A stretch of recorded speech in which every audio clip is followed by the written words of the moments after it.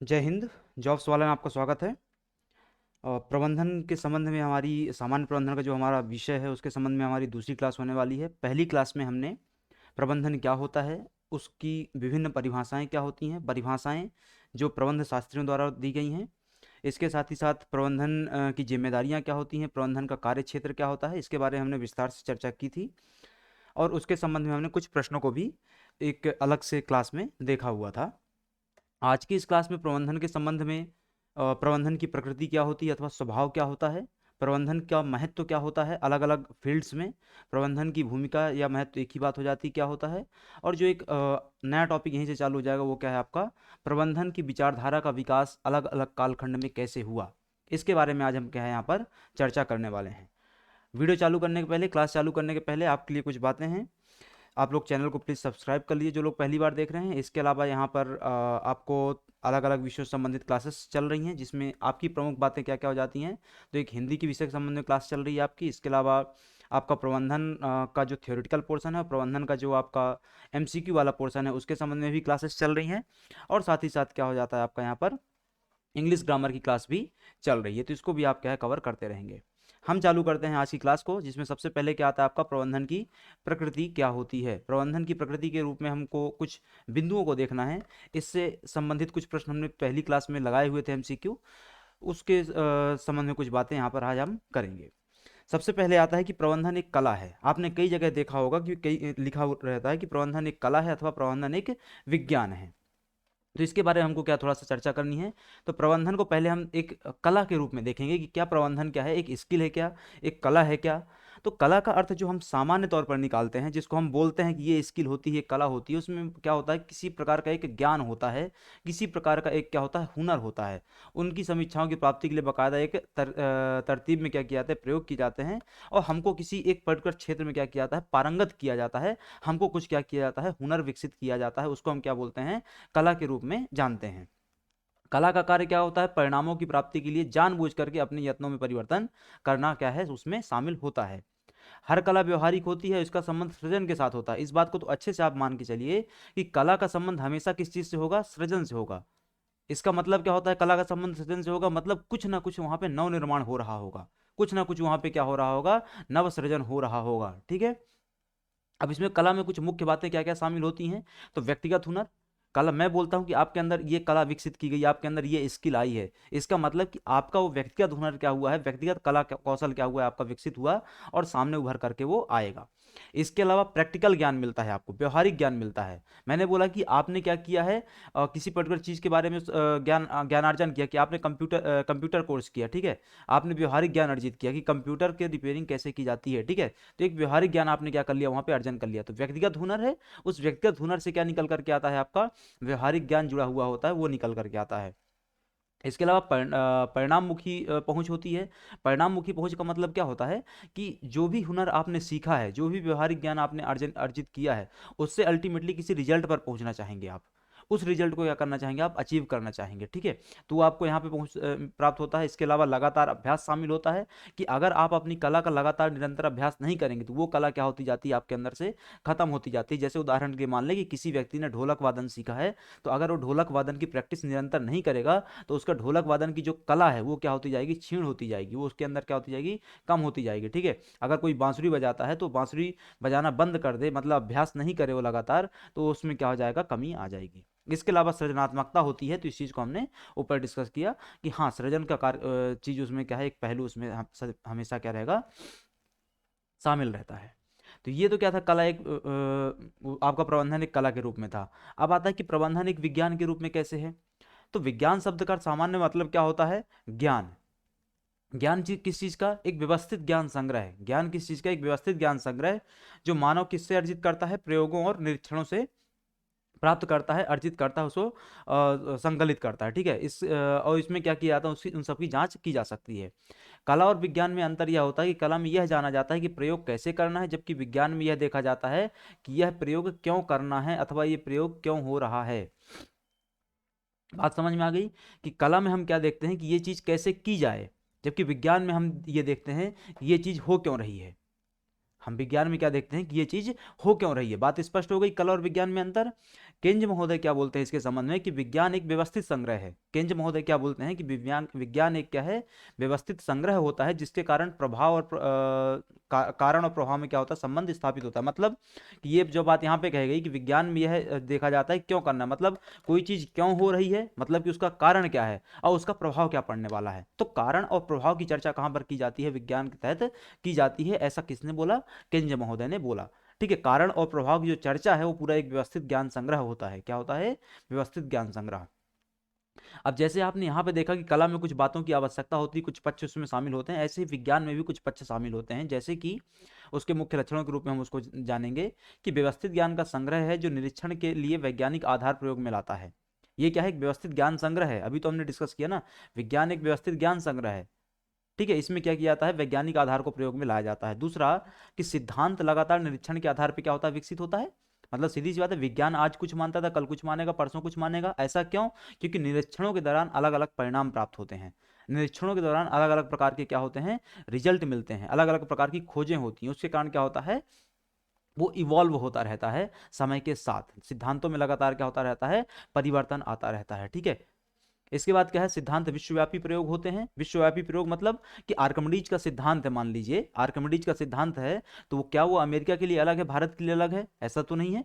जो न्यूटन की गति के नियम है, अमेरिका के लिए भी समान है, हमारे लिए भी समान है। तो ये विश्वव्यापी प्रयोग होते हैं। इसके अलावा सिद्धांत अलग अलग तत्वों में कारण और प्रभाव का रिश्ता जोड़ते हैं। अलग अलग तत्वों में कारण और प्रभाव का रिश्ता जोड़ने मतलब कोई भी दो चीजें आपस में कैसे संबंधित हैं, इसको भी हम कैसे सिद्ध कर सकते हैं, विज्ञान के माध्यम से ही उनमें एक संबंध स्थापित कर सकते हैं।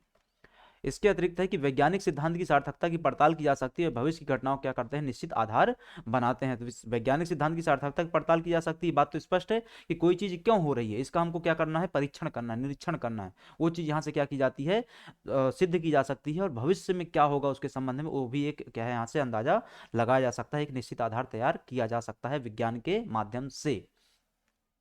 तो ये क्या था आपका, प्रबंधन एक कला के रूप में पहले देखा हमने। अब प्रबंधन हमने क्या देखा, एक विज्ञान के रूप में। अब आता है प्रबंधन क्या कला और विज्ञान दोनों है, क्या प्रबंधन कला और विज्ञान दोनों है। तो प्रबंधन में कला और विज्ञान दोनों के तत्व होते हैं, इसलिए इसे शुद्ध विज्ञान या शुद्ध कला नहीं कहा जा सकता। ना ही ये प्योरली साइंस है, ना ही ये प्योरली स्किल है।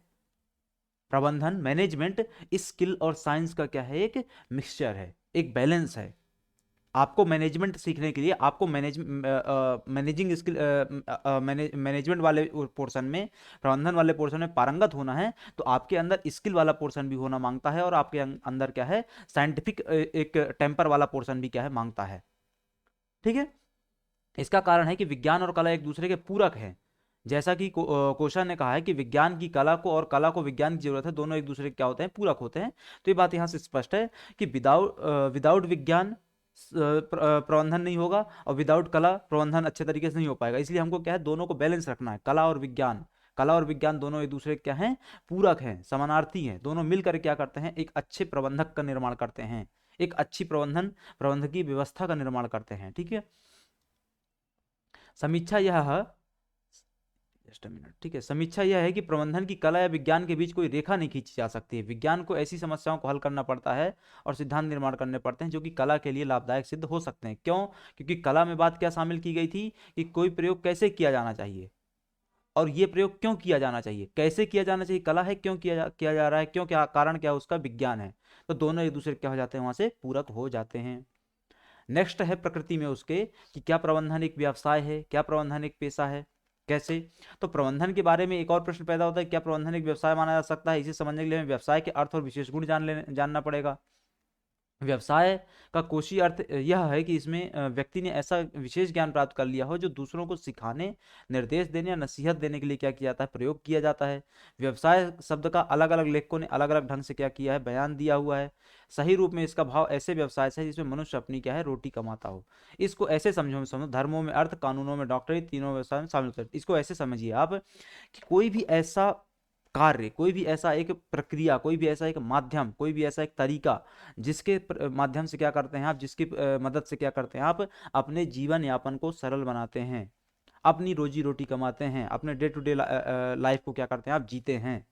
ठीक है, चाहे वो क्या हो, कोई धार्मिक कार्य हो वहां से आप अर्जन कर रहे हो, कोई सामाजिक कार्य हो वहां से आप अर्जन कर रहे हो, कोई पेशी कार्य हो, पेशी कार्य मतलब क्या होता है, कोई किसी प्रकार के पेशे में शामिल हो आप, कि आप कानूनी पेशे में शामिल हैं, डॉक्टरी के चिकित्सा के पेशे में शामिल हैं, अन्य अन्य पेशे हो सकते हैं, ठीक है, वहां से आप अपनी आय का अर्जन कर रहे हैं। तो इस प्रकार का कोई भी कार्य जिससे आपका जीवन यापन क्या होता है, सुलभ होता है, जिससे आपको अर्थ की प्राप्ति होती है, अर्थ मतलब क्या होता है, मनी, पैसा की प्राप्ति होती है, वो सब क्या कहलाएगा, आपका व्यवसाय अथवा पेशे के रूप में आएगा। और प्रबंधन एक प्रकार का क्या है, व्यवसाय अथवा पेशा है। क्यों? क्योंकि जो लोग प्रबंधन की प्रक्रिया में शामिल हैं वो अपने जीवन को क्या कर पाते हैं, वहां से आसान बना पाते हैं, अर्थ का अर्जन कर पाते हैं, अर्थ को क्या कर पाते हैं, वो संग्रहित कर पाते हैं, पैसे को क्या कर पाते हैं, कमा पाते हैं। तो प्रबंधन एक व्यवसाय है, प्रबंधन एक पेशा है। होज और जॉनसन के शब्दों में व्यवसाय एक ऐसा काम होता है जिसके लिए एक विशेष ज्ञान की आवश्यकता होती है। हेनरी ने व्यवसाय की परिभाषा इस तरह से दी है कि ऐसा काम करने के लिए ऊंची शिक्षा और विशेष सिखलाई की आवश्यकता होती है। डॉल्टन एंड और फॉरलैंड व्यवसाय के संबंध में निम्न तत्व बताते हैं, ठीक है। तो हेनरी का स्टेटमेंट आपको थोड़ा सा याद रखना है कि ऐसा काम जो ऊंची शिक्षा और व्यवसाय सिखाए, व्यवसाय की आवश्यकता पड़े। और जॉनसन, होज एंड जॉनसन के अनुसार क्या है कि व्यवसाय एक ऐसा काम होता है जिसके लिए विशेष ज्ञान की आवश्यकता होती है।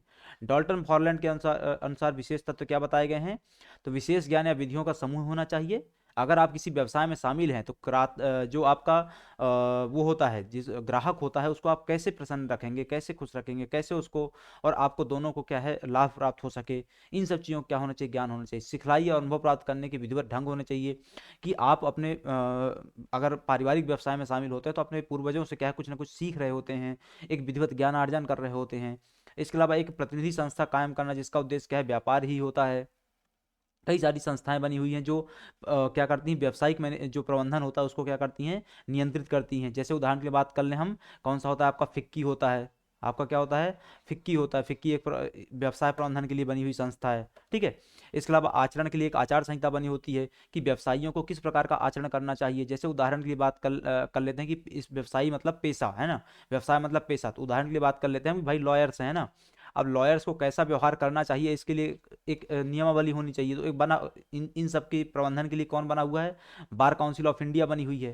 क्या बना हुआ है, बार काउंसिल ऑफ इंडिया बनी हुई है। डॉक्टर्स कैसे बिहेव करें इसके लिए नेशनल मेडिकल कमीशन बना हुआ है। तो एक आचार संहिता बनाई जाती है उनके द्वारा, ताकि वो कैसा बिहेव करें समाज में, ये एक नियंत्रित रहेगा, ठीक है। इसके अलावा सेवा के आधार पर सेवा फल देना, पर यह ध्यान रखना कि धन से अधिक सेवा को क्या है, अहमियत देना है। हमको क्या है, धन और अर्थ के बीच में क्या सॉरी, अर्थ और सेवा के बीच में भी क्या करना है, बैलेंस बिठा करके रखना चाहिए। वरना ऐसा ना हो कि आप सिर्फ धन ही धन, अर्थ ही अर्थ को महत्व दे रहे हैं, सेवा आप नहीं कर रहे हैं। यहीं से क्या होता है, आपको एक मेडिकल माफिया निकल करके आता है कि अगर कोई कोई डॉक्टर सिर्फ धन धन को महत्व देने लग जाता है तो फिर एक मृत पेशेंट को भी क्या है कई दिनों तक वो क्या है भर्ती करके रखे रहते हैं, ठीक है। एक लॉयर ऐसे ही करता है और अन्य पेशे के लोग भी ऐसे ही कर रहे होते हैं। तो इन सब चीज़ों को क्या करना, वहाँ पे ध्यान दिया जाता है। तो इस प्रकार से वो क्या है, एक व्यवसाय अथवा पेशा होता है। तो प्रबंधन क्या था, कला था। प्रबंधन क्या था आपका, व्यवसाय व्यवसाय था। प्रबंधन आपका विज्ञान था, और प्रबंधन कला और विज्ञान का बैलेंस भी था। तो ये बातें हमने डिस्कस करी, प्रबंधन की प्रकृति, प्रबंधन के स्वभाव के बारे में। अब आता है प्रबंधन का महत्व क्या होता है। तो प्रबंधन के महत्व में को हम निम्नलिखित बिंदुओं के आधार पर समझेंगे, जिसमें सबसे पहले क्या आता है, प्राकृतिक साधनों का अथवा संसाधनों का सदुपयोग, है ना। अब इसमें देखो होता क्या है एग्जैक्टली, कि भारत एक, अगर हम सिर्फ भारत के नज़रिए से बात करें तो भारत एक क्या है, प्राकृतिक संसाधनों से रिच कंट्री है, रिच देश है, ठीक है। यहाँ पे विभिन्न प्रकार के प्राकृतिक संसाधन, विभिन्न प्रकार के खनिज तत्व यहाँ पे क्या है उपस्थित है, वन संपदा उपस्थित है, ठीक है। ढेर सारी चीज़ें यहाँ पे क्या है पाई जाती हैं। अब अगर उनका क्या है प्रबंधन ना किया जाए, उनका क्या है मैनेजमेंट ना किया जाए, तो उनका क्या होने लग जाता है, दुरुपयोग होने लग जाता है। और वो दुरुपयोग अल्टीमेटली किस रूप में निकल करके आता है, और हमारे लिए संसाधनों की कमी के रूप में निकल करके आता है, ठीक है। तो संसाधन आपके पास कितने हैं इससे फर्क नहीं पड़ना चाहिए, उनका हमको हर हालत में क्या करना है, मैनेज करना है। एक मैनेजिंग व्यवस्था के रूप में क्या करना है, हमको उनका प्रयोग करना है, ताकि सदुपयोग क्या हो सके, उनका सुनिश्चित हो सके। पहला। दूसरा क्या है कि न्यूनतम लागत पर अधिकतम उत्पादन करना है। न्यूनतम लागत और अधिकतम उत्पादन, इसको हमने पहली क्लास में इस कॉन्सेप्ट को समझा भी था, कि मैनेजमेंट के लाभ के रूप में उसको हमने देखा था, कि अगर क्या होता है, कोई व्यवस्था को आप मैनेज करने लग जाते हैं बहुत अच्छे तरीके से, तो वहां पे क्या होता है, लागत कम होती है और उत्पादन क्या होता है, बढ़ जाता है, जिसको हम क्या बोलते हैं, जो एक तरीके से वहां पे जो कॉस्ट लग रहा था वो क्या होता है, कम होने लग जाता है। ठीक है, आपका इन्वेस्टमेंट क्या होता जाएगा, थोड़ा सा उसमें एक लिमिटेड होता जाएगा, उत्पादन फिर भी क्या रहेगा, बढ़ता रहेगा। क्यों? क्योंकि आपने अपनी क्षमताओं को क्या कर लिया, मैनेज कर लिया। ठीक है, जैसे यहाँ पे क्या है कि आधुनिक प्रबंधन की प्रणाली को अध्ययन द्वारा हमें मालूम होता है कि मानव, मशीन एवं माल ऐसे उचित समन्वय स्थापित किया जाए जिससे न्यूनतम लागत पर अधिकतम उत्पादन क्या है संभव किया जा सके। बात स्पष्ट है। तीसरा है कि औद्योगिक विकास की गति में तीव्रता, ये बहुत ज़्यादा आवश्यक है। हम पढ़ेंगे इस चीज़ को। बहुत अच्छा एक सिद्धांत होता है शरणार्थी ग्रह का सिद्धांत। इस चीज को समझो, शरणार्थी ग्रह के सिद्धांत का सामान्य सा मतलब क्या होता है कि भारतीय अर्थव्यवस्था जो थी उसको क्या कर विकास, जो अर्थव्यवस्थाओं के विकास का एक प्रक्रिया होती है, एक चरण होता है, उसमें क्या होता है कि अगर कोई अर्थव्यवस्था अल्प विकसित है तो अल्प विकसित से विकासशील, विकासशील से क्या होगी, विकसित होगी। लेकिन यहाँ पे जो अल्प विकसित से विकासशील, विकासशील से विकसित की चरण में पहुंचते हैं, यहाँ पे एक जो हमारा primary sector, secondary sector, tertiary sector, वो कैसे रोल प्ले करता है। तो अर्थव्यवस्थाओं को पहले क्या करना होता है, अपने प्राइमरी सेक्टर को ग्रो करना होता है। प्राइमरी सेक्टर मतलब क्या होता है, ऐसा सेक्टर जो प्राकृतिक संसाधनों पे बेस्ड होता है, जैसे कि क्या होता है, आपका कृषि होता है, वनोद्योग होते हैं, आदि आदि चीजें होती, खनिज संपदा आदि आधारित चीजें होती हैं। उसके बाद सेकेंडरी सेक्टर में आते हैं जहाँ पे औद्योगिक क्रांति चल रही होती है, उद्योग धंधों का विकास हो रहा होता है। और फिर आते हैं टर्सरी सेक्टर में जहाँ पे क्या होता है, सेवा क्षेत्र का विकास हो रहा होता है। जो भारतीय अर्थव्यवस्था थी वो प्रॉपरली मैनेज नहीं की गई। प्लानिंग कमीशन था, योजना आयोग था, योजना आयोग वगैरह के बारे में हम आगे पढ़ेंगे जब हम क्या पढ़ेंगे, वित्तीय प्रबंधन पढ़ेंगे। अभी के लिए कि प्लानिंग कमीशन था, सब कुछ था, उसके बावजूद हमने चीज़ों को क्या है प्रॉपरली नहीं बढ़ाया। इस कारण क्या हुआ, हम सीधे प्राथमिक क्षेत्र से तृतीय क्षेत्र में क्या कर गए, जंप कर गए। मतलब हमने हमारे कृषि क्षेत्र को और प्राकृतिक संसाधनों पर आधारित क्षेत्र को अच्छे तरीके से विकसित किया। फिर हमको उद्योग सेक्टर में जाना था, उद्योग धंधों को विकसित करना था, लेकिन हम वहां ना जाकर के टर्सरी सेक्टर में चले गए। इसी कारण आपके देश में क्या है, उद्योग धंधे कम है। क्यों? क्योंकि हमने औद्योगिक विकास की गति को क्या किया, मैनेज नहीं किया प्रॉपरली। बात स्पष्ट। फिर आता है आर्थिक योजना की सफलता।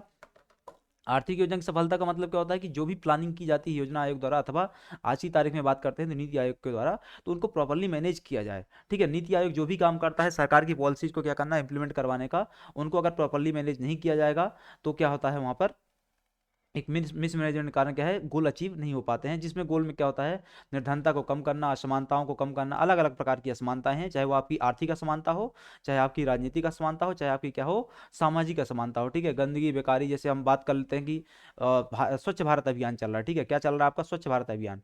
क्या स्वच्छ भारत अभियान जैसे कोई पॉलिसी पहले नहीं, कोई योजना पहले नहीं चल रही थी, तो चल रही, बराबर चल रही थी। उसका नाम क्या होता था, निर्मल भारत अभियान। क्या था उसका नाम, निर्मल भारत अभियान। कांग्रेस सरकार द्वारा चलाई गई थी, लेकिन उसको मैनेज नहीं किया गया प्रॉपरली। उसको प्रॉपरली मैनेज नहीं किए जाने के कारण क्या हुआ, वो योजना असफल रही और बाद में वो स्वच्छ भारत अभियान के रूप में निकल करके आती है और लोगों को क्या होता है, लोग उससे क्या होते हैं, जुड़ते चले जाते हैं। तो ये आर्थिक योजनाओं की सफलता के लिए क्या होता है, ये आवश्यक होता है। नेक्स्ट आता है आपका बेरोजगारी की समस्या का समाधान। बेरोजगारी की समस्या का समाधान कैसे, इसको उदाहरण समझो कि 80 के दशक में, या 80 के दशक से भी पहले चलते हैं थोड़ा सा, 70 के दशक में, जस्ट इमरजेंसी के पहले, 75 के पहले, ठीक है, इंदिरा गांधी की सरकार के दौरान गरीबी हटाओ का नारा दिया गया। या उस गरीबी हटाओ के नारे का एक एक पोर्शन क्या था कि हम बेरोजगारी खत्म करेंगे, जिससे गरीबी क्या है, स्वतः हटने लग जाएगी। लेकिन तब से लेकर के आज तक क्या है, गरीबी हटाई जा रही है, लेकिन अभी तक ऐसा कुछ प्रॉपरली एक तरीके से उसको हटा नहीं पाए हम। आज भी देश में लगभग क्या है, 17 से 18 करोड़ ऐसे लोग हैं जो गरीबी रेखा के नीचे क्या है, जीवन यापन कर रहे हैं। ये हम संख्या के आधार पर बात कर रहे हैं। और ये जो संख्या है 17 से 18 करोड़ की, ये किसके अनुसार है, यूएन के डेटा के अनुसार है। ठीक है, तो ये हमने क्या किया, जो योजनाएं थी उनको प्रॉपरली मैनेज नहीं किया, उद्योग धंधे हमने नहीं खोले, लोगों को रोजगार की व्यवस्था नहीं की। ठीक है, इसके बाद क्या है, संस्था के लक्ष्यों की प्राप्ति। संस्था के लक्ष्यों की प्राप्ति को ऐसे समझिए कि किसी प्राइवेट फर्म में आप काम करते हैं, उस प्राइवेट फर्म के अपने कुछ लक्ष्य होंगे, वार्षिक लक्ष्य होंगे कि हमको इस साल इतने रुपए का क्या करना है, व्यापार करना है, इतने और इस स्टेज में हमको क्या करना है, अपने सेक्टर में पहुंचना है। लेकिन अगर उस पूरे लक्ष्य को क्या है, लक्ष्य को प्राप्त करने के लिए व्यवस्थाओं को सही तरीके से मैनेज ना किया जाए, तो अल्टीमेटली क्या होने वाला है, आपके गोल अचीव नहीं होंगे और आपकी जो फर्म है, आपकी जो संस्था है, वो क्या होती जाएगी, पीछे छूटते जाएगी। ठीक है, तो आप अपने उपक्रम की स्थापना कुछ निर्धारित लक्ष्यों को प्राप्त करने के लिए करते हैं, और आपके उपक्रम के जो निर्धारित लक्ष्य हैं उनको प्राप्त करने के लिए आपको अपने संसाधनों को मैनेज करना पड़ेगा। उस संसाधन में चाहे ह्यूमन रिसोर्स हो वो, चाहे आपका क्या है फाइनेंशियल रिसोर्सेस हो वो, और आपका क्या है मैन पावर्स हो, उनको सबको क्या करना पड़ेगा, आपको एक अलाइन करना पड़ेगा, सिंक करना पड़ेगा। किस चीज के लिए अलाइन करना है, किस चीज के लिए सिंक करना है, आपके फर्म के, आपके उपक्रम के गोल्स को प्राप्त करने के लिए। नेक्स्ट आता है कि व्यक्तियों की योग्यता का विकास।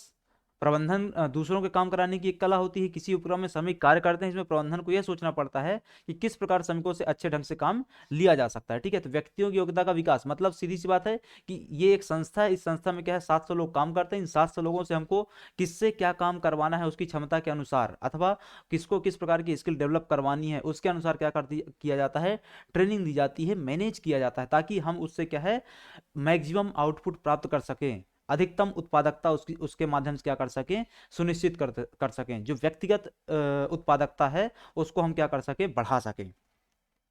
इसके अलावा सामाजिक जीवन स्तर में सुधार। सामाजिक जीवन स्तर में सुधार कैसे होता है कि अगर आप चीज़ों को क्या करते हैं, मैनेज करते हैं, रिसोर्सेज को मैनेज करते हैं, अपने क्षमताओं को मैनेज करते हैं, तो अल्टीमेटली होता क्या है, सामाजिक जीवन में सुधार होता है। सामाजिक जीवन में सुधार के पैरामीटर्स क्या होते हैं? स्वास्थ्य सुविधाओं में सुधार, शिक्षा व्यवस्था में सुधार, आपके रहन सहन जीवन यापन में सुधार, ठीक है, आपके पोषण में सुधार। ये सब क्या होता है, सामाजिक जीवन स्तर में सुधार के क्या होते हैं, माध्यम होते हैं। प्रति व्यक्ति आपकी आय बढ़ती है, उत्पादन बढ़ता है, रोजगार मिलता है आपको, इससे क्या होता है अल्टीमेटली आपका जीवन स्तर में सुधार देखने को मिलता है। इसके बाद गला काट प्रतियोगिता का सफलता सामना हो जाता है। गला काट प्रतियोगिता क्या होती है, इसको ऐसे समझो कि एक ही प्रोडक्ट को लेकर के कई सारी कंपनियां मार्केट में क्या हो रही होती हैं, प्रतिस्पर्धा कर रही होती हैं, और हर कोई क्या करता है, एक दूसरे से आगे निकलने का प्रयास कर रहा होता है। और उस प्रयास में जो अच्छे तरीके से अपने संसाधनों को, अपनी क्षमताओं को मैनेज कर लेता है, वो क्या करता है, आगे निकल जाता है, बाकी सभी लोग क्या होते हैं, पीछे छूट जाते हैं। तो ये जो बाजारवादी व्यवस्था चल रही, जो कैपिटलिस्ट इकोनॉमी चल रही, जो पूंजीवादी व्यवस्था चल रही है, इस पूंजीवादी व्यवस्था में, बाजारवादी व्यवस्था में, जिसको हम गला काट प्रतिस्पर्धा बोलते हैं, इसमें क्या करना होता है हमको, सफलता का सामना वही उत्पादक कर पाता है जिसके उत्पादों की लागत क्या होती है, कम होती है। आज की तारीख में भी आप देखते हैं ना, 50 चीजें मार्केट में बिक रही होती है, लेकिन आप उस प्रोडक्ट की ओर आकर्षित होते हैं जो क्या हो, कम प्राइस का हो और क्वालिटेटिव भी हो, मतलब गुणवत्ता भी रहे और मूल्य भी कम रहे। दोनों चीजों को आप क्या करते हैं, देखते हैं, उसके बाद क्या करते हैं, आप प्रोडक्ट को परचेस करते हैं। तो इस तरीके से क्या करते हैं, हम गला काट प्रतियोगिता से बच सकते हैं अगर हम क्या कर लें, अपनी लागत को कम कर लें। अगर हम अपनी लागत को कम कर लें, उत्पादकता को बढ़ा लें, तो हम गला काट प्रतियोगिता से बच सकते हैं। इसके अलावा नवीन परिवर्तनों को उपक्रमों में लागू करना कैसे, तो समय के साथ साथ व्यावसायिक एवं औद्योगिक जगत में अनेक नवीन परिवर्तन हो रहे हैं। इन नवीन परिवर्तनों के साथ संस्था में लागू करना बहुत जरूरी आवश्यक होता है। यह कार्यकुशल प्रबंधकों द्वारा ही किया जा सकता है। इसको ऐसे समझो कि आपका जो इंडिया पोस्ट था, इंडिया पोस्ट पूरा क्या होने लग गया एक तरीके से, एक टाइम पे जब कंप्यूटर इंट्रोड्यूस किया गया, ठीक है, पूरी व्यवस्था में जो इंडिया पोस्ट की व्यवस्था थी पूरी कैसी थी, पहले मैनुअल थी, कागजों से चल रही थी।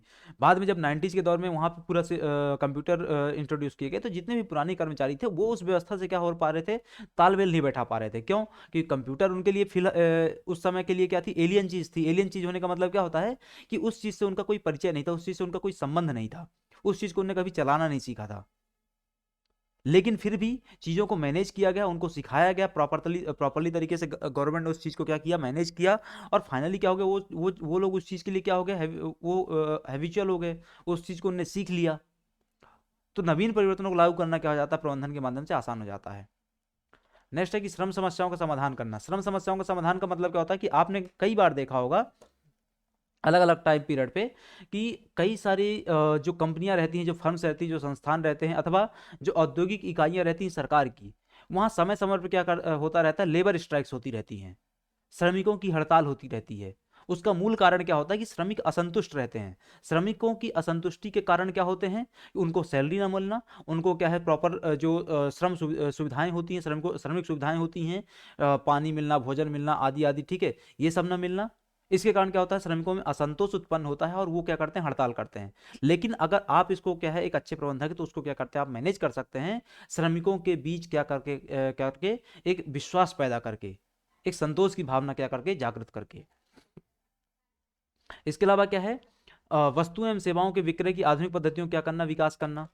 इसको कैसे करेंगे आप, तो प्रशासन एवं प्रबंधन विज्ञान हमें यह बताता है कि शहरों एवं गांवों के अंतिम भोक्ताओं को वस्तुएं किस पद्धति से बेची जा सकती हैं। जैसे उदाहरण के लिए बात कर लें कि जैसे जोमेटो और स्विगी है, क्या जोमेटो और स्विगी जो काम शहरों में रहकर कर रहे हैं, क्या वही काम गाँवों में करेंगे? वो मतलब क्या करना, फूड डिलीवरी करना, क्योंकि गाँवों में उस चीज़ की आवश्यकता नहीं है, उस चीज़ की आवश्यकता शहरों में है। ठीक है, तो एग्जैक्टली किस प्रकार के प्रोडक्ट की डिमांड मार्केट में है, पब्लिक में है, अथवा किस प्रकार की चीज़ों को आप डिलीवर कर रहे हैं, ये डिसाइड करना होगा हमको देख करके कि किस प्रकार का कंजम्पशन हो रहा है, किस प्रकार की चीज़ों को मार्केट में क्या किया जा रहा है, डिमांड किया जा रहा है। ठीक है, तो मार्केट की डिमांड के अनुसार क्या करना होता है, आपको अपने प्रोडक्शन लाइन में चेंज करना होता है, मैनेज करना होता है, उस चीज को प्रबंधित करना होता है। वरना क्या हुआ कि मार्केट में एक्स प्रोडक्ट की डिमांड है और आप अपनी अधर्मिता के कारण कि मैं तो भाई वाई वाई प्रोडक्ट बनाता हूं इसलिए वाई ही बनाता रहूंगा, तो आप अल्टीमेटली क्या कर रहे हैं, अपने लिए ही क्या कर रहे हैं, गड्ढा खोद रहे हैं। ठीक है, तो आपको तो क्या करना है, मार्केट की जो डिमांड है उसको क्या करना है, उसके अनुसार क्या करना है, अंतिम उपभोक्ता तक पहुंचने के लिए आपको अंतिम उपभोक्ता की आकांक्षाओं के अनुरूप प्रोडक्शन करना पड़ेगा, प्रबंधन करना पड़ेगा। इसके अलावा सामाजिक उत्तरदायित्व को पूरा करने में, सामाजिक उत्तरदायित्व कई प्रकार के हो सकते हैं, जिसमें व्यावसायिक अलग अलग तरीके उसको क्या करते हैं, पूरा किया जा सकता है। ठीक है, तो ये पूरा क्या था, प्रबंधन का महत्व था, जिसको हमने अनेक बिंदुओं के माध्यम से समझने का प्रयास किया। अब आता है प्रबंधन की जिम्मेदारियां क्या होती हैं। तो प्रबंधन की जिम्मेदारियां हम अलग अलग लोगों के प्रति देखेंगे, जिसमें सबसे पहले क्या आता है, ग्राहकों के प्रति जिम्मेदारी क्या होती है। तो प्रबंधन की जिम्मेदारी अगर हम ग्राहकों के नजरिए से बात करें तो एक प्रबंधक को यह समझना चाहिए कि ग्राहक का महत्व सबसे अधिक होता है, ग्राहक का महत्व सबसे अधिक होता है। किसी बिजनेस फर्म का शुरुआती बिंदु ग्राहक की जरूरतों की पहचान करना होता है। किसी बिजनेस फर्म के शुरुआती बिंदु क्या होता है, ग्राहक की आवश्यकताओं की पहचान करना, एवं किसी प्रबंधन की सर्वप्रथम जिम्मेदारी ग्राहक के प्रति होती है। देखो बिजनेस में क्या होता है, जो अल्टीमेट वो होता है, सर्वे सर्वा होता है, वो होता है ग्राहक। बिजनेस आपका भले है, लेकिन आप तो वही चीज बनाएंगे ना जो ग्राहक को चाहिए है। ग्राहक को पेन चाहिए 5 रुपए वाला, अगर आप 100 रुपए वाला पेन बना रहे हैं तो आपका पेन मार्केट में किसी काम का नहीं है, क्योंकि ग्राहक को तो 5 रुपए वाला पेन चाहिए है। ठीक है, तो ग्राहकों के प्रति आपकी जिम्मेदारी होती है, ग्राहकों के प्रति जिम्मेदारी मूल्य को लेकर के होती है, ग्राहकों के प्रति जिम्मेदारी क्वालिटी को लेकर के होती है। आपको दोनों को क्या करना पड़ेगा, मैनेज करना पड़ेगा।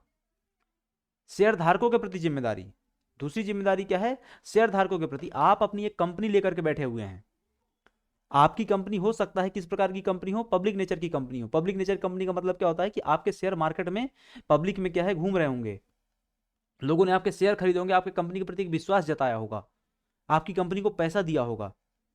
तो आपकी जिम्मेदारी क्या बनती है कि आप उस पैसे पे या अपने अपने शेयर धारकों को मैक्सिमम रिटर्न दे सकें।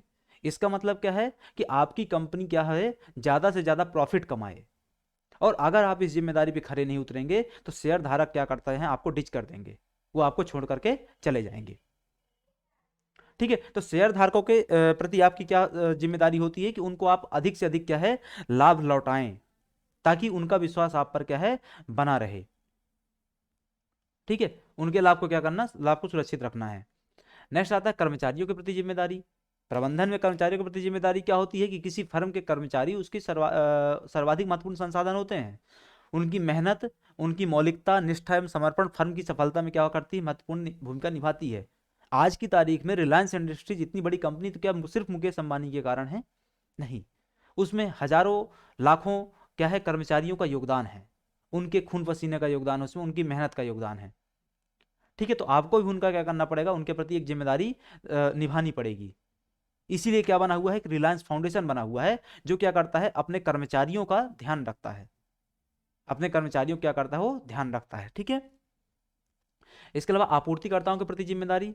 आपूर्तिकर्ता कर्ता मतलब के प्रति जिम्मेदारी का मतलब क्या होता है कि जो आप बिजनेस लेकर के बैठे हुए हैं, उस बिजनेस में जो भी आपका रॉ मटेरियल आ रहा है और जो भी आउटपुट हो रहा है, वो सिर्फ आपके कारण नहीं हो रहा है, उसमें और भी आगे पीछे लोग क्या रहते हैं, इन्वॉल्व रहते हैं। आप कोई प्रोडक्ट बनाते हो, मार्केट में डिस्ट्रीब्यूटर के पास जाता है, फिर डिस्ट्रीब्यूटर रिटेलर के पास भेजता है, रिटेलर क्या करता है, अल्टीमेटली ग्राहक के पास भेजता है, और बीच में भी कई सारे लोग शामिल होते हैं।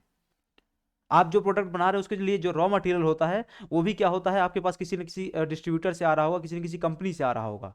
तो इन सब का क्या करना पड़ेगा, आपको ध्यान रखना पड़ेगा, उन सब के साथ क्या करना पड़ेगा, आपको प्रबंधन करना पड़ेगा। इसके बाद आता है वितरकों और खुदरा विक्रेताओं के प्रति जिम्मेदारी होती है आपकी।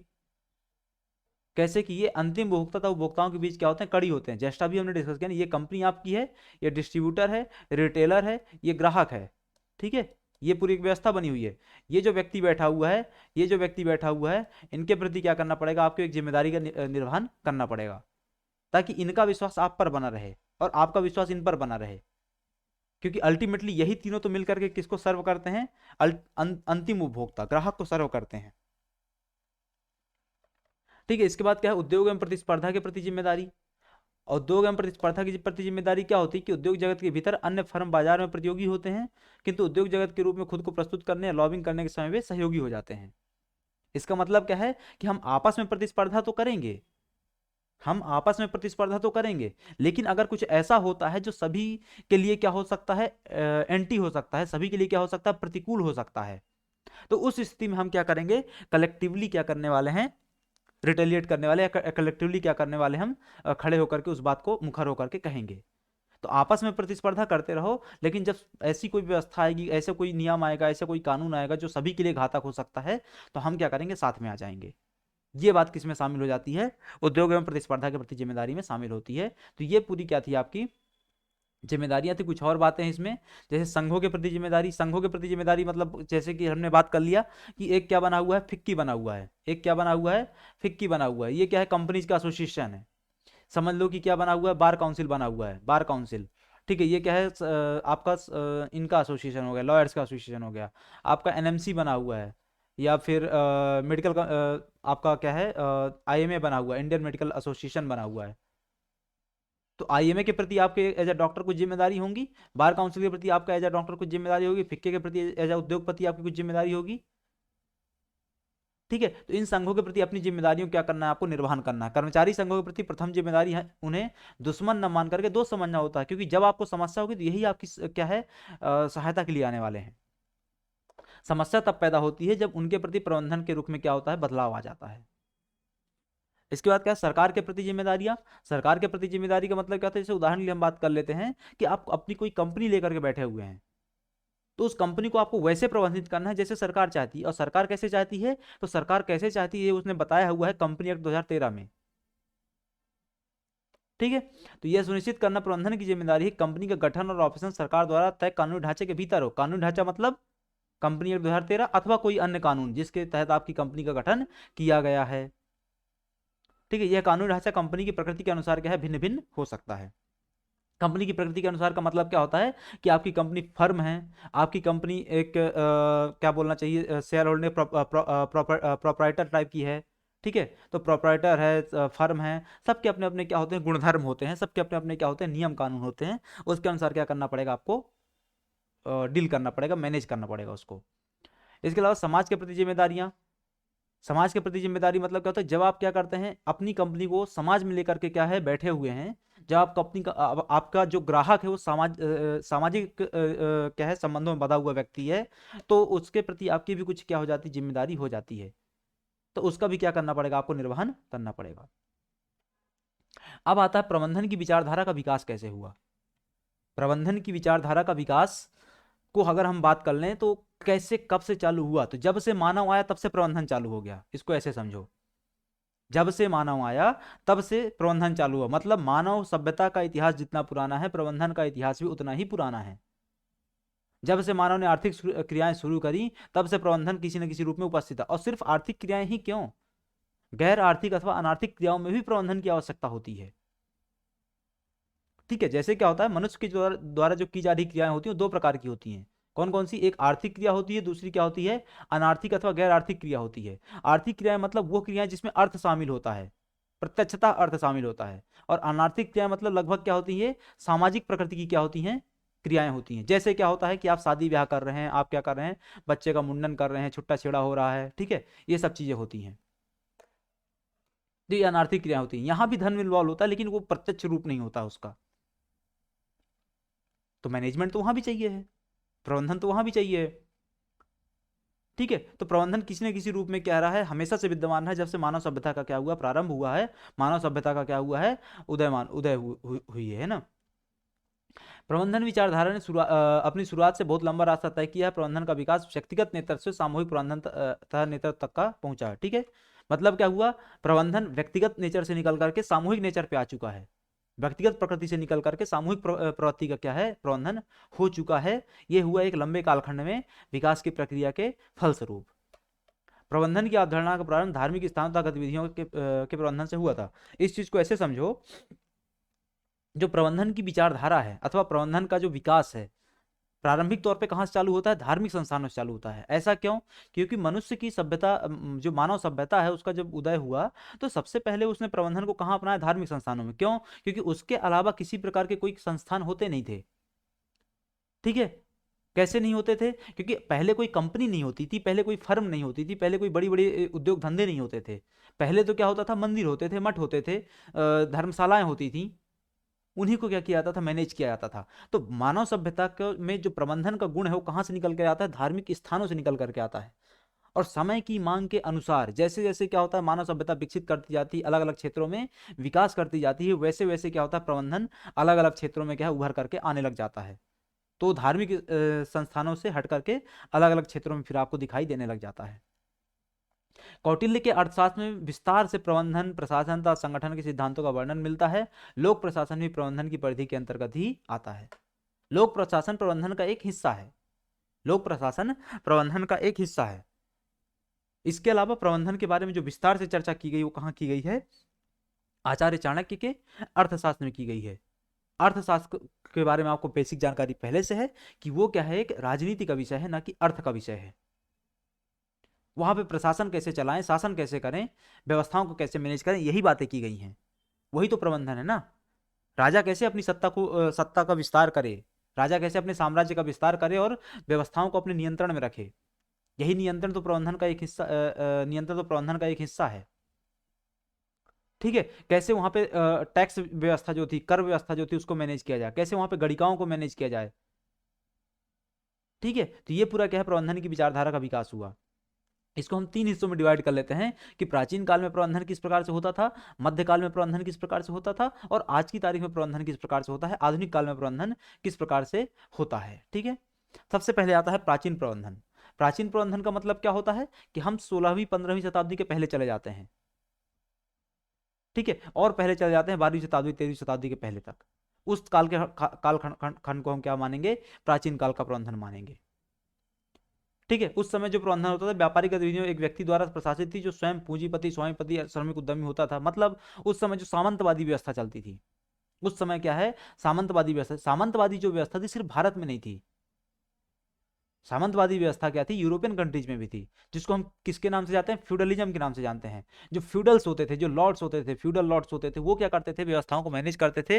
वो पूंजीपति होते थे, वो भूस्वामी होते थे। ठीक है, वो सब चीजों क्या करते थे, मैनेज करते थे। उस समय औद्योगिक संबंधों में कोई समस्या नहीं थी, क्योंकि बाजार बहुत सीमित होते थे। प्रबंधन होता जो था वो क्या था, समस्याग्रस्त नहीं था। समस्याग्रस्त क्यों नहीं था, क्योंकि बाजार सीमित था ना, बाजार बहुत ज्यादा विकसित नहीं था, अलग अलग क्षेत्रों में वो क्या है, वो नहीं था, विस्तृत नहीं था। ठीक है, वास्तव में प्रबंधन शब्दावली उन दिनों में प्रचलित नहीं थी, ना ही इस तरह का प्रबंधन कोई आज जरूरत पड़ती है। प्रबंधन प्राय परंपरागत एवं अपरिपक्व था। तो बात स्पष्ट हो गई कि प्राचीन अवधि में जो प्रबंधन था, दरअसल वो एक्चुअल प्रबंधन नहीं था जो आज की तारीख में चल रहा है। क्यों? क्योंकि उस समय समस्याएं जटिल नहीं थी। उस समय क्या है, चीजें बहुत आसान होती थी, बहुत ज्यादा चीजों में क्या है, विस्तार नहीं था, विस्तृत नहीं थी चीजें। ठीक है, देन आता है मध्यावधि प्रबंधन। मध्यावधि प्रबंधन क्या होता है कि प्रबंधन की अवधारणा की वृद्धि औद्योगिक क्रांति के प्रकट होने से हुई। देखो ये होता क्या है, 15वीं 16वीं शताब्दी के आसपास से पूरा यूरोप यूरोप में क्या होता है, आपका औद्योगिक क्रांति चालू होती है। फर्स्ट इंडस्ट्रियल रिवॉल्यूशन चालू होती है आपकी। फर्स्ट इंडस्ट्रियल रिवॉल्यूशन का मतलब क्या होता है कि पहली बार वहां पे क्या किया गया, लौह आदि का प्रयोग किया गया। और लौह आदि का प्रयोग किस चीज के लिए, उत्पादन में वृद्धि के लिए, तगड़े अच्छे तरीके से वृद्धि के लिए प्रयोग किया गया। और जो प्राइमरी टाइप की क्या होती है, इंडस्ट्रीज होती है, उनको स्थापित किया। प्राइमरी टाइप की इंडस्ट्रीज का मतलब क्या होता है, जैसे कॉटन उद्योग स्थापित कर रहे हैं। कॉटन उद्योग स्थापित करने के लिए क्या कर रहे हैं, जो वीविंग मशीन्स होती हैं, ठीक है, ऑटोमेटेड चरखाच जिनको के रूप में हम जिनको बोल सकते हैं, वो सब क्या किए गए, स्थापित किए गए। इसी कारण आप देखते हैं कि जब प्रथम औद्योगिक क्रांति आप पढ़ते हैं तो वहां पाते हैं कि अधिकांशतः किसकी बात की जाती है, सूती वस्त्र उद्योग की बात की जाती है। इसका इसका कारण क्या है, क्योंकि उस समय उसी प्रकार के क्या है, प्राइमरी उद्योग विकसित हो रहे थे। तो अब वहां से जब उद्योग धंधे आपके विकसित होना चालू हो गए, अमेरिका तथा इंग्लैंड में बहुत सारे पश्चिमी देशों में औद्योगिक क्रांति देखने को मिलने लग गई। वहां पे व्यवस्थाओं का यंत्रीकरण हुआ, श्रम विभाजन हुआ। श्रम विभाजन मतलब क्या होता है कि किस प्रकार के मजदूर का कहाँ प्रयोग किया जाएगा, किस प्रकार के मजदूर का किस प्रकार के काम में प्रयोग किया जाएगा, ये श्रम विभाजन किया जाने लग गया। बड़े स्तर के उत्पादन स्वाभाविक परिणाम दे रहे थे। ठीक है, तो इस प्रकार की व्यवस्था में क्या हुआ, प्रबंधकीय स्वरूप में एक मोनोटॉनिक क्या किया गया, प्रदर्शित किया गया। अब यहाँ पे क्या होता है, जब आप इस तरीके से क्या करेंगे, अपने उद्योग धंधों को विस्तार देंगे, तो मैनेजमेंट की आवश्यकता तो पड़ती ही है। बड़े स्तर के उत्पादन ने बड़े कोषों के विनिवेश को आवश्यक कर दिया। बड़े कोष का विनिवेश मतलब ज्यादा पैसा इन्वेस्ट करना पड़ेगा, जिनका संभवतः एक व्यक्ति द्वारा योगदान नहीं किया जा सकता था। अतः समय निकलने के साथ संयुक्त स्कंध कंपनी की अवधारणा पकड़। संयुक्त स्कंध कंपनी का मतलब क्या होता है कि जो आपकी म्यूचुअल फंड्स होती हैं वो क्या करती हैं, सामूहिक रूप से निवेश करना चालू कर देती हैं, ठीक है। वो अवधारणा वहां से निकल करके आती है, इन्वेस्टमेंट कंपनी के रूप में इसको समझो, है ना। इसने पूंजी तथा स्वामित्व को अलग कर दिया, जिसने आधुनिक प्रबंधन को क्या कर दिया, जन्म दिया। पूंजी और स्वामित्व क्या होता है, दोनों अलग अलग चीजें होती हैं। ये कॉन्सेप्ट वहां से क्या हुआ, विकसित हुआ। स्वामित्व किसी एक के पास रहेगा और पूंजी कोई और निवेश कर रहा होगा, ठीक है। श्रम संघ का विकास प्रबंधकीय विचारधारा की वृद्धि में अन्य योगदायी कारक था। स्वचालीकरण ने प्रबंधन के सामने और भी चुनौतियां। पर स्वचालीकरण का मतलब क्या होता है, ऑटोमेटेड रूप से चल रहा होता, चीजें ऑटो मोड में चल रही होती है, ठीक है। तो वो भी एक प्रबंधन के सामने, प्रबंधन के लिए क्या है, चुनौती बनकर के उभरा है, ठीक है। तो वैज्ञानिक तथा तकनीकी प्रबंधन ने प्रबंधन को इनोवेटिव बनाया। वैज्ञानिक प्रबंधन की अवधारणा धीरे धीरे 19वीं शताब्दी के अंत तक क्या है, उभर रही थी। तो ये जो प्रबंधन की अवधारणा जो प्राचीन काल में अपरिपक्व थी, वो मध्यकाल में आते आते क्या होने लगे, परिपक्वता के अपने चरम पर पहुंचने लग गई। और आधुनिक काल में जैसे ही पहुंचेंगे तो प्रबंधन एक वैज्ञानिक रूप क्या है, धारण कर चुका था। प्रबंधन एक कला के रूप में विकसित हो चुका था। तो प्रबंधन की आधुनिक अवधि 20वीं शताब्दी से प्रारंभ होती है। वैज्ञानिक प्रबंधन की वृद्धि वर्तमान शताब्दी की महत्वपूर्ण उपलब्धि मानी जा सकती है। इस शताब्दी में प्रबंधन की अवधारणाओं तथा व्यवहार में कई परिवर्तन देखने को मिलते हैं, ठीक है। प्रबंधन के महत्वपूर्ण विचारकों ने जो है प्रबंधन की अवधारणा में क्रांतिकारी परिवर्तन किए तथा आधुनिक प्रबंधन के विचार के विकास में प्रमुख योगदान दिया। उनमें कौन कौन है, FW Taylor, HF Person, Gantt, Peter Drucker, Emerson, Koontz O'Donnell आदि का नाम लिया जाता है। ये सब क्या थे, प्रबंधन शास्त्री थे। इनने अलग अलग विचारधाराओं का विकास किया। इन सब की विचारधाराओं के बारे में हम आगे आने वाली क्लासेस में धीरे धीरे पढ़ेंगे। आधुनिक काल में क्या होता है, औद्योगिक इंजीनियरिंग था, औद्योगिक मनोविज्ञान आधुनिक प्रबंधन की प्रमुख शाखाएं इसमें क्या है, निकल करके आती हैं। औद्योगिक इंजीनियरिंग इंडस्ट्रियल इंजीनियरिंग के रूप में और इंडस्ट्रियल साइकोलॉजी के रूप में दो चीजें निकल करके आती हैं। आधुनिक प्रबंधन ने बहुत से क्रियात्मक क्षेत्रों का विकास किया, जैसे उत्पादन प्रबंधन, स्कंध प्रबंधन, सेवा वर्गीय प्रबंधन, वित्तीय प्रबंधन, विपणन प्रबंधन, कार्यालय प्रबंधन। ये सब आपके टॉपिक हैं, ये सब आपके क्या है, सिलेबस का हिस्सा है। इनको हम आगे वाली क्लासेस में पढ़ेंगे। आधुनिक प्रबंधन अवधारणा प्रबंधन के बहुत से कार्यों को समाहित करती है, जैसे प्रयोगीकरण तथा अनुसंधान, नियोजन, संगठन, स्टाफिंग, समन्वय, निर्देशन, अभिप्रेरण, इनोवेशन, नियंत्रण। ये सब बातें उसके तहत क्या है, शामिल होती हैं। सामान्य बातें हैं, इनको समझने की आवश्यकता कुछ नहीं है। वर्तमान में प्रबंधन एक कला था, साथ ही एक विज्ञान के रूप में क्या है, विकसित हो रहा है। आज की जरूरत पेशेवर प्रबंधन है, साथ ही प्रबंधन के सामाजिक उत्तरदायित्व की अवधारणा ने विस्तृत स्वीकृति अर्जित की है। आज प्रबंधन गतिशील विज्ञान है और इसे सार्वभौमिक स्वीकारता भी मिली हुई है। तो ये क्या है, प्रबंधन आज की तारीख में क्या है, वैज्ञानिक अवधारणा के रूप में विकसित है, एक कला और विज्ञान के सम्मिश्रण के रूप में विकसित है, जिसके माध्यम से हम क्या करते हैं, अपनी चीजों को क्या करते हैं, मैनेज करते हैं, व्यवस्थाओं को मैनेज करते हैं। अब आता है प्रबंधन विचार के विभिन्न चरण कौन कौन से हैं। प्रबंधन की विचारधारा के विकास के विभिन्न चरण कौन कौन से हैं, इसको ऐसे समझिए। तो प्रबंधन की विचारधारा के विभिन्न चरणों के रूप में हम इसको दो से तीन हिस्सों में डिवाइड करेंगे। पहला आता है पुरातन विचारधारा के रूप में, दूसरा आता है नव पुरातन के रूप में, और तीसरा आता है आधुनिक प्रबंधन के रूप में। सबसे पहले हम आते हैं पुरातन विचारधारा के रूप में। पुरातन विचारधारा के रूप में हम इसको 3 मॉडल में डिवाइड करते हैं। 3 मॉडलों में पहला मॉडल क्या होता है, प्रशासनिक मॉडल, जिसको क्या बोलते हैं, मैक्स वेबर ने दिया था, 1900 में परिचय करवाया। दूसरा आता है वैज्ञानिक प्रबंधन, जिसको WF टेलर ने दिया 1910 में। तीसरा आता है प्रक्रम प्रबंधन, जिसको हेनरी फ्योल ने दिया 1910 में, अर्थात प्रशासनिक अर्थात प्रक्रम प्रबंधन का समर्थन किया। अच्छे से याद रखना है आपको, कौन सी विचारधारा किसने दी थी।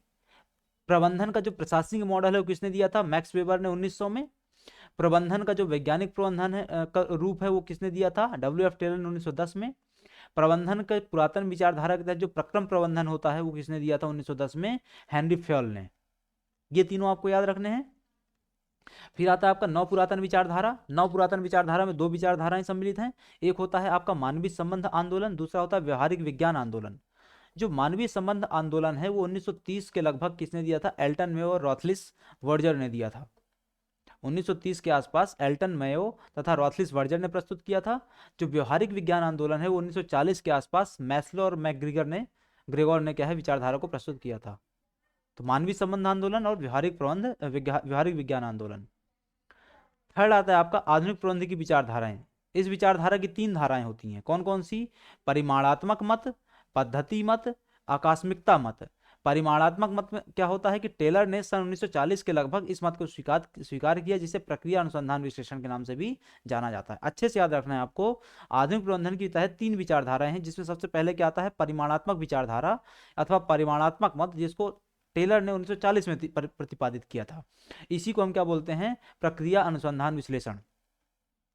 दूसरा आता है पद्धति मत, जिसको बोआउंडिंग ने दिया था, बोआउंडिंग एंड जॉनसन ने 1950 के आसपास। और तीसरा आता है आकस्मिकता मत, जिसको लॉरेंस ने विकसित किया था आधुनिक प्रबंधन की विचारधारा के तहत। तो ये पूरा क्या था आपका, इसके तहत क्या है, प्रबंधन के विभिन्न चरण थे, जिसको हमने 3 हिस्सों में डिवाइड किया, पुरातन, नव पुरातन और आधुनिक। पुरातन के तहत प्रशासनिक मॉडल, वैज्ञानिक प्रबंधन और प्रक्रम प्रबंधन आ गया। नव पुरातन के तहत मानवीय संबंध और व्यवहारिक विज्ञान आंदोलन आ गए। और आधुनिक के तहत परिमाणात्मक पद्धति और आकस्मिक मत शामिल हो गया। ये पूरा क्या था आपका आज का लेक्चर था। इसके अलावा आपका जो पहला लेक्चर अपलोड है, जिसमें हमने सिद्धांत, परिभाषा, विशेषता, प्रकृति, क्षेत्र, स्वभाव आदि की बातें की थी, उसको भी आप क्या करेंगे, कवर करेंगे। इसके पहले उसको कवर करेंगे, तब इसमें आप आगे बढ़ेंगे। आज की क्लास में यहीं पे समाप्त करते हैं। आप लोग चैनल को सब्सक्राइब कर लीजिए, बेल आइकन के बटन को ऑन कर लीजिए।